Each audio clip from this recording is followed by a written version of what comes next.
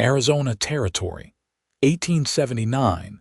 The sun hung low behind the Dragoon Mountains, bleeding red across the dust-choked horizon, and Alira Wren was already swinging with everything she had left. Her left eye was swelling shut. Her dress, cream calico once, now soaked through with dirt and blood, clung to her like a second skin. She did not cry. She did not scream. She fought. The man had come at her outside the burned-out ruins of the homestead. He was not the first, might not be the last. But she had a rusted shovel in her hands and a reason to live. Two reasons, actually. Gaby and Gracie, hiding beneath the old root cellar hatch just a few yards behind her. "Stay down," she had whispered before stepping out into the open, drawing the man's attention away from where her children were tucked in the dark. She did not wait to be struck. She swung first, but her arms were shaking now. The handle cracked. She stumbled. "Get off her." The voice came like a shot breaking the sky. A man charged out of the dust, boots pounding the earth, his long coat flaring behind him. He hit the attacker hard, tackling him off Alira and wrestling him into the dirt.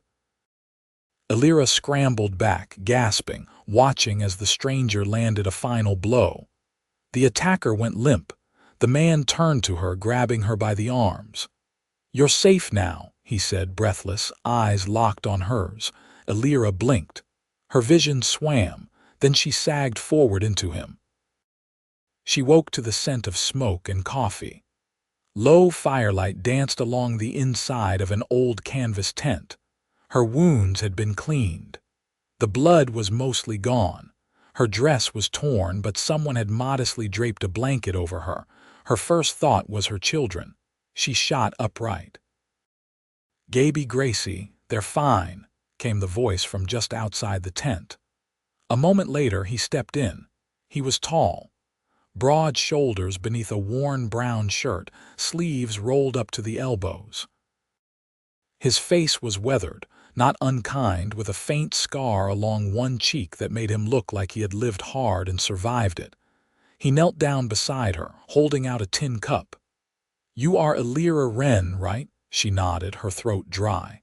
"I found Gaby and Gracie," he said. "They told me your name. Said their mama told them to stay put no matter what." Alira's hands trembled as she took the cup. "They are really safe. They are asleep now, right beside my fire. I made sure they ate." He paused. "I figured you would want to see them."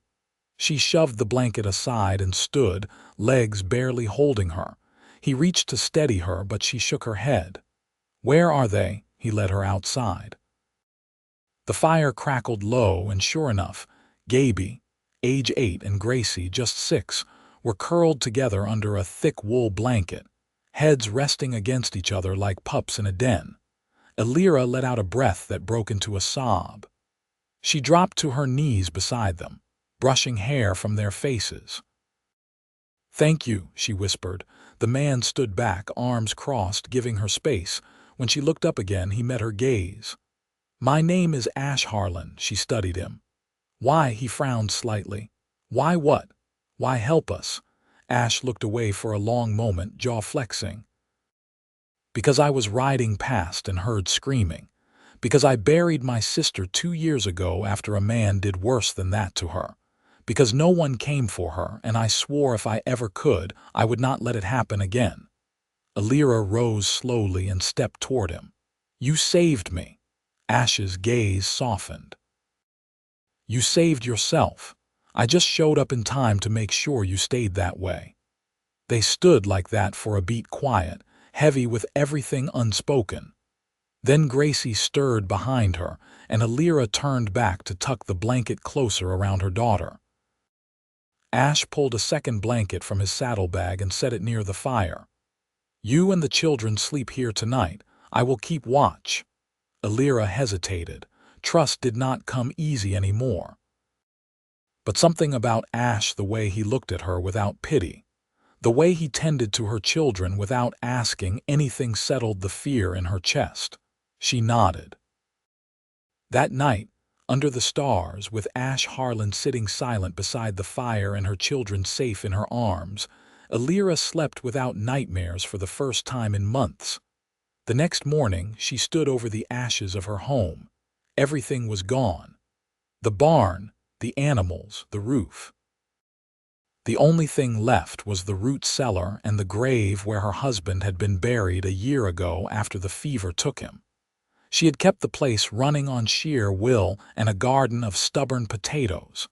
Until yesterday, Gaby kicked at a stone. "Where will we go now, Mama?" Alira looked at the horizon, dry and endless. She had no answer. Ash stood behind her, arms folded again, watching the wind sweep through the dead grass. "There is a place near Benson, a ranch run by a friend. He takes in folks who need a start." "You would be welcome there," Alira turned. "Why do you care?" Ash met her eyes. "Because I do." He did not try to convince her. He did not press. He just waited. Gaby looked at her again. Gracie took her hand. Alira exhaled slowly. "All right." They rode out that afternoon. Ash had a spare horse for Alira, and he lifted Gracie into the saddle with her. Gaby rode with Ash, beaming like it was the best thing that had ever happened to him. The boy had not smiled like that in a long time. As the homestead disappeared behind them, Alira glanced at Ash. "Do you always show up right in time?" He gave a small shrug. "No, just this once, I think." She held his gaze a second longer, then looked away, feeling something new settle in her chest. Not fear, not grief, hope. And for the first time in so long, she let herself believe there might be something waiting beyond the dust. By late afternoon, the desert had taken on that quiet hush that comes before dusk, when even the wind seems to hold its breath. The horses moved at a steady pace, hooves stirring up the dry scent of creosote and mesquite. Alira rode with Gracie curled against her, the child's small hand fisted in the fabric at her waist. Ash led the way. Gaby balanced behind him, asking questions about the land, the trail, and the pistol at Ash's hip.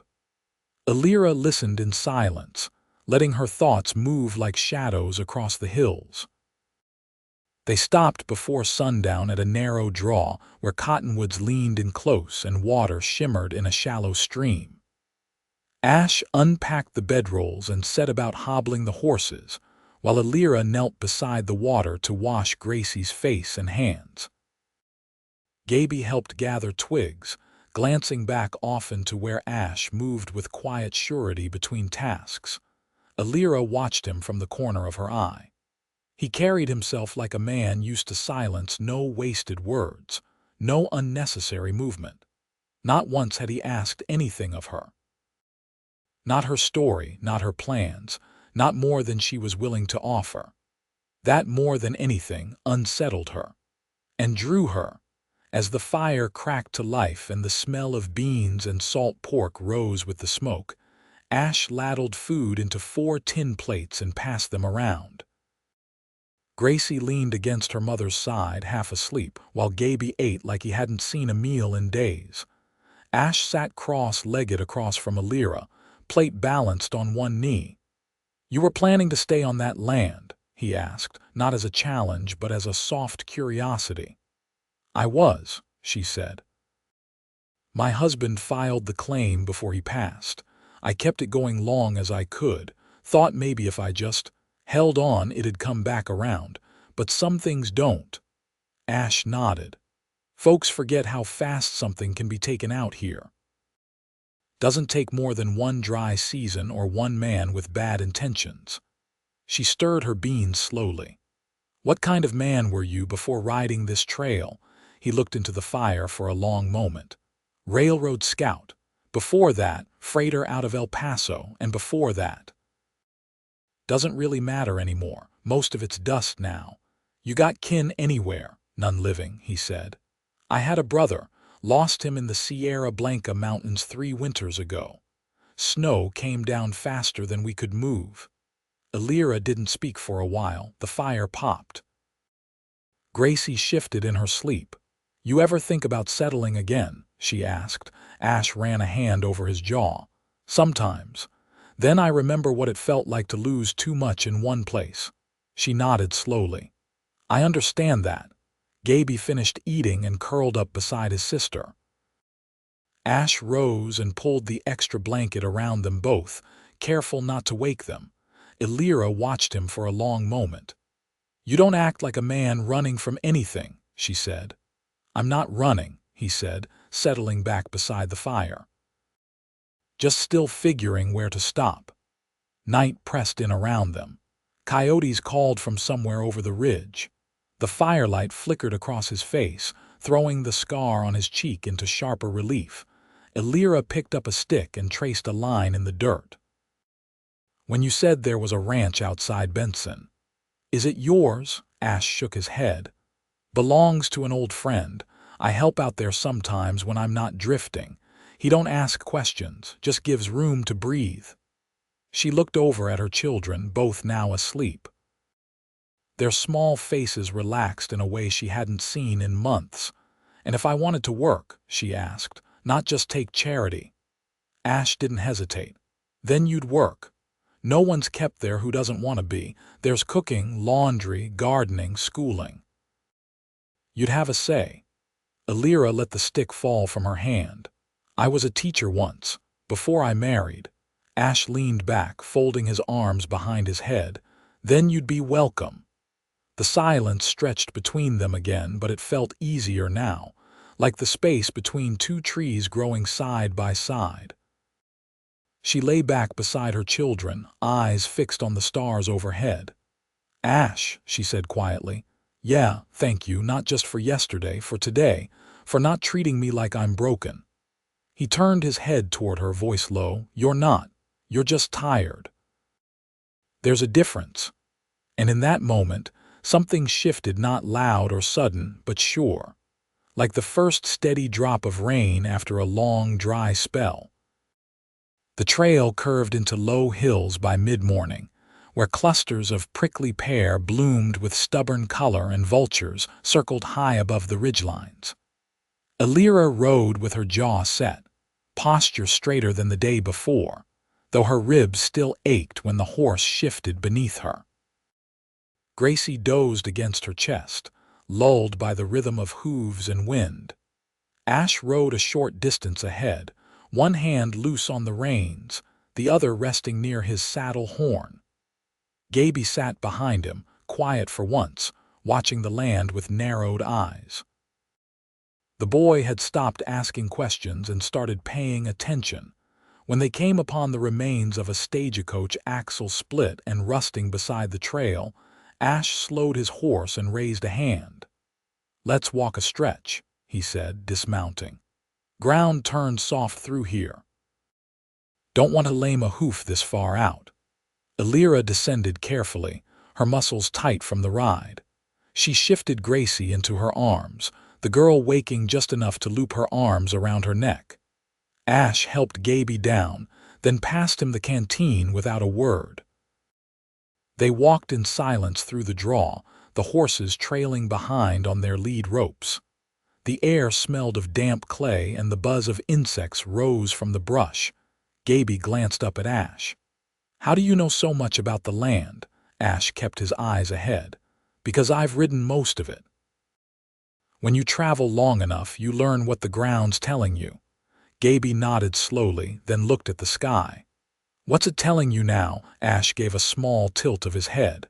Storm's building east. Won't hit us tonight, but it's coming. Elira adjusted Gracie in her arms and shifted her gaze toward the distant clouds. How far to your friend's place? Another day and a half. There's a lined shack we can make before sundown. Has a roof, stove, and 4 walls. Gaby kicked at a clump of cheatgrass. You ever live in one of those? Ash gave a short laugh. Plenty of times. Some of them are better built than the towns they sit near. Elira watched the way he talked to Gaby, not like a man entertaining a child, but like someone who saw the boy's thoughts as worth answering. It stirred something she hadn't had space to feel in months. When the trail widened again, they mounted up and continued on. The the land flattening into open wash. By the time the sun dipped low, they spotted the cabin, a squat wooden structure tucked into a rise, with smoke curling faintly from its stovepipe. Ash dismounted first, checking the door and windows before waving them forward.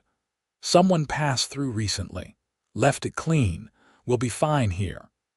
Inside, the air smelled of old pine smoke and dry grain. Alira eased Gracie onto the straw-filled cot, then gathered wood while Ash unpacked supplies. Gaby found a bench near the hearth and stared into the cold stove, his face unreadable. Ash knelt beside him. "You want to start the fire?" Gaby looked up, surprised. "Can I?" Ash handed him the flint and steel. "Strike firm, not fast. Angle the edge just right." Alira watched from the far side of the room as Gaby lit the fire himself, Ash guiding only when needed. When the flame caught, Gaby grinned, and for the first time Alira saw something light and boyish in him again. Later, after supper, Alira stepped outside into the cooling air. The sky stretched wide and clear, stars beginning to show. She stood on the porch, arms crossed against the chill. Ash joined her, his coat unbuttoned, hands tucked into his belt. "You always this good with children?" she asked without looking at him. He leaned against the post beside her. "Not especially. But I remember being one with too many questions and not enough people who cared to answer." She studied the dark profile of his face. "You don't talk much about your past. Not much left worth saying. You still carry it, though." He turned to her then, eyes steady. "So do you," she nodded. "I keep thinking if I just keep moving, it won't pull at me so hard." "Doesn't work like that," he said. "You carry it until it stops changing who you are." Alira looked down at her hands. "I wasn't always like this. Hard, I mean. I used to laugh easier, worry less, when my husband was alive. Things were simpler." Ash didn't speak for a long time, then softly, "You don't seem hard to me. You seem like someone still standing when most would have laid down." She felt her throat tighten. "I don't know what I'm supposed to do now. That land was all we had. We'll get you through to the ranch," he said. "After that, it's your call, but you won't be alone." She turned to face him fully. "Why us? Why not just ride past like so many others?" "Because you were still fighting," he said. "And because when you looked at me, you didn't flinch. That's rare." They stood close now, the space between them small and quiet. The wind stirred her hair. She didn't reach for him. He didn't step closer. But something passed between them, unspoken, undeniable. Inside, Gracie stirred in her sleep and Gaby turned in the cot. Alira stepped back toward the door. "Good night, Ash." He nodded once. "Good night, Alira." She closed the door behind her, heart still beating hard against her ribs. For the first time in a long while, it wasn't fear that made it race.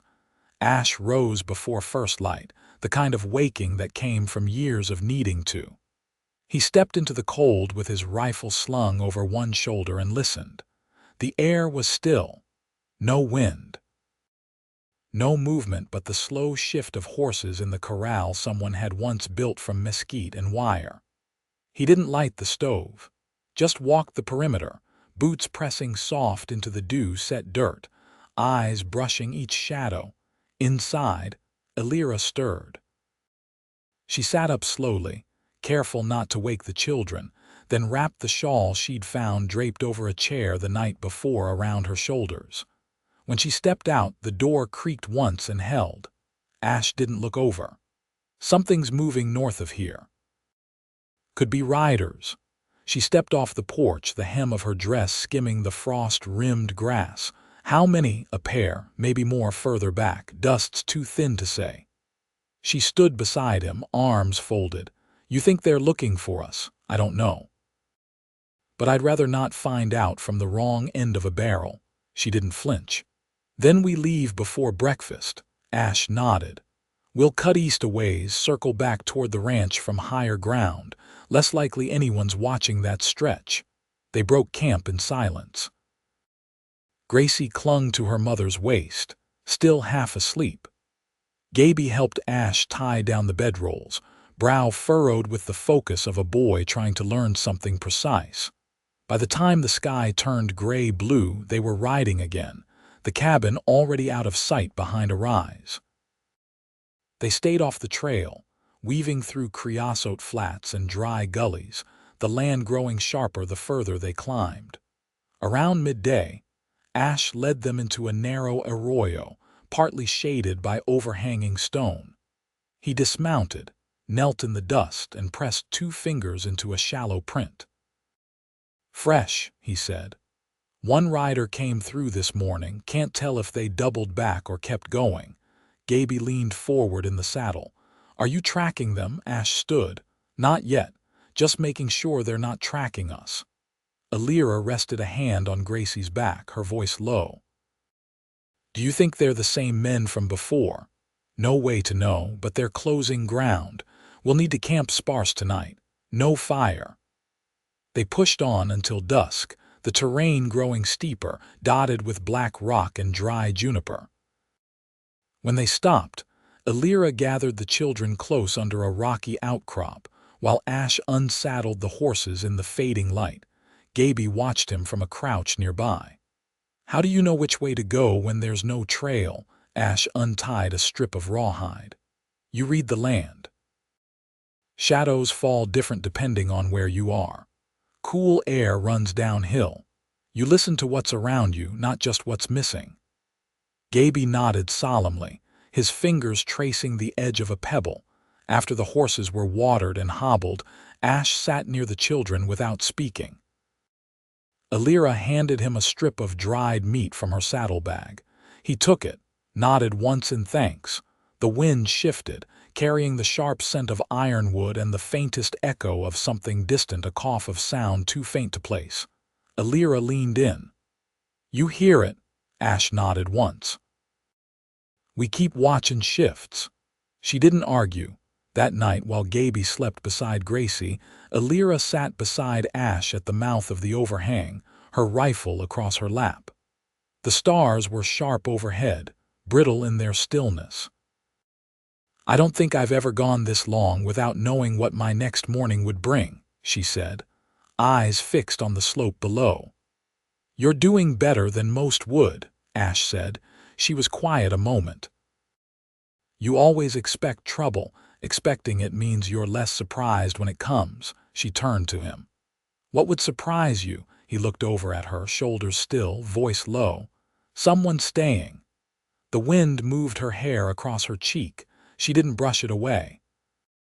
"You've had people leave, only ever stayed long enough for them to go." "I'm not afraid of the work," she said. "I'm afraid of building something just to watch it burn."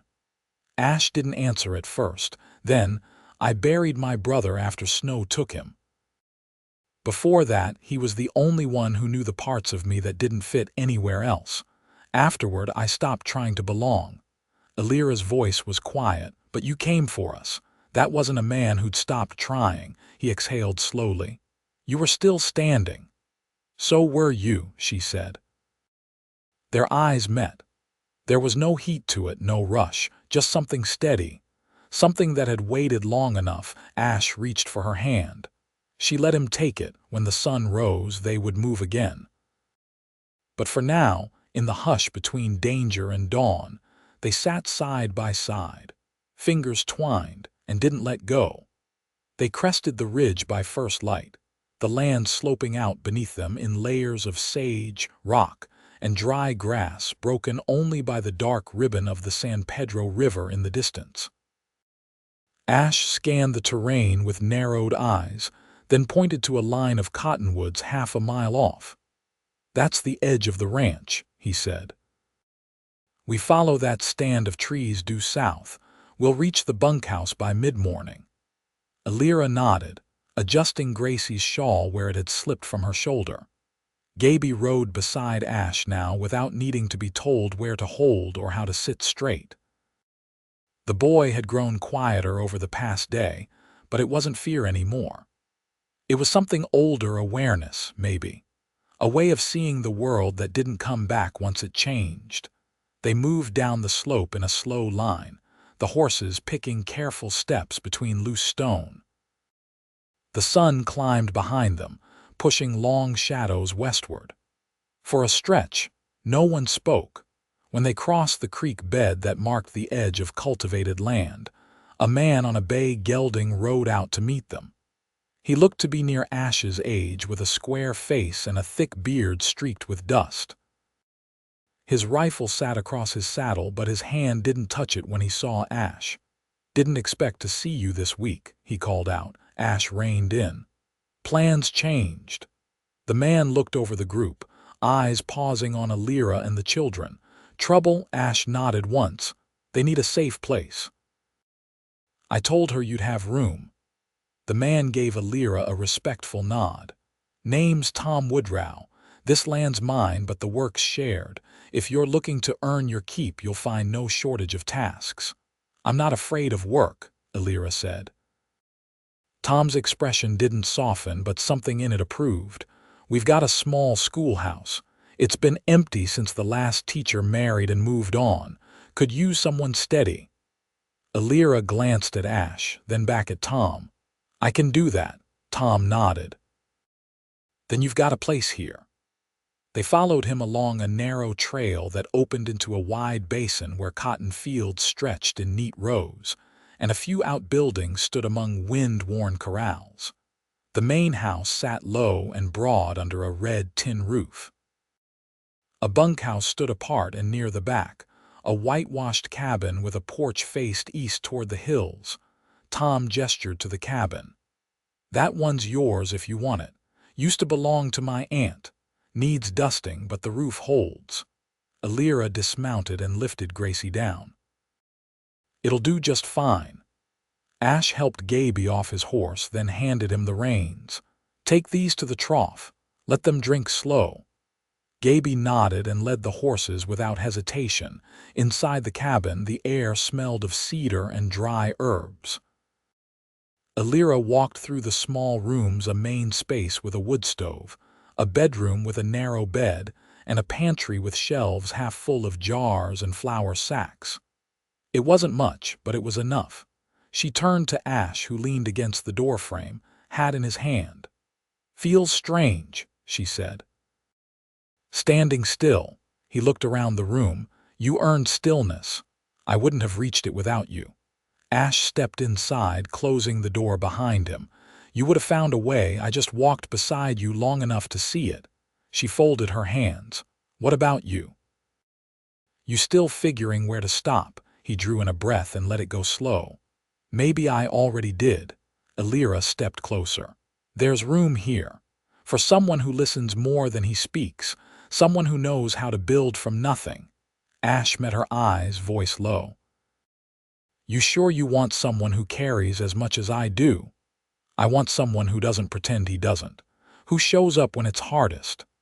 Outside, Gracie laughed high and sudden at something Gaby said. The sound drifted through the open window like sunlight. Ash reached for her hand, rough fingers closing around hers. "Then I'll stay." She leaned into him, her forehead against his chest, and let herself breathe. For the first time, it wasn't just relief, it was belonging. Later that day, Alira swept the cabin floor while Gaby helped Tom mend a fence line. Gracie picked flowers in a patch near the porch, her laughter echoing through the open door. Ash stood near the well, stripping bark from a length of wood he'd cut for a new porch rail. The dust on the horizon had settled. No riders came. No danger followed. That night, Alira tucked the children into beds with clean quilts and stepped outside to where Ash waited with 2 mugs of coffee. He handed her one, and they sat on the steps, watching the last light fade behind the hills. "I never thought I'd have this again," she said. "A place, a person." Ash looked at her, not with surprise but with quiet certainty. "You do now." She leaned against him, and he eased his arm around her shoulders. The night stretched wide and still, and the stars blinked into place, one by one, as if the sky itself was settling in for good. They stayed like that until the moon rose full and silver, and the only thing left was the sound of wind moving through cottonwoods and the warmth of two hearts that had finally found rest. 3 years later, the cabin had grown by 2 rooms and a porch swing. Elira taught reading and figures to a dozen ranch children, while Ash tended horses and carved a cradle from mesquite wood when Gracie outgrew hers. Gaby, taller and surer now, rode fence lines with Tom's oldest son and told stories about the trail that had brought them here. On cool spring evenings, Ash and Elira sat side by side on the porch, her hand resting over his, watching the land settle the way it always did after rain. They never spoke much about what came before. Some things didn't need retelling. What mattered was each morning that began with the smell of coffee and the sound of children's feet on the floorboards. Every day that ended with the same 2 hands finding each other in the dark. They had made something lasting. Not by chasing peace, but by building it slow, quiet, and steady as dawn.